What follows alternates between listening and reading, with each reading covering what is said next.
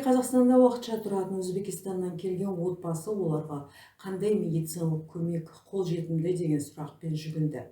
Шетелдіктер ТМД елдерінің азаматтары кенеттен болған жағдайлар мен олардың өміріне немесе айналасындағылардың денсаулығына қауіп төндіретін аурулар, жазатайым оқиғалар, улану, жарақат алу, босану, жүктілік, шұғыл жағдайлар кезінде жедел және шұғыл медициналық көмек ала алады.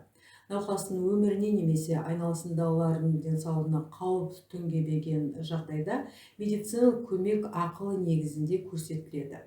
Өзбекистаннан отбасына бастапқы медицина санитарлық көмек алу үшін ерікті медицина сақтандыру шарты қажет.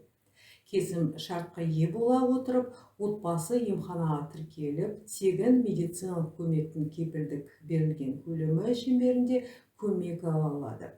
Егер де шетелдік азаматтар жұмысқа орналаспаса, онда олар дербес төлеушілер ретінде мәмске жарналар төлеуі тиіс.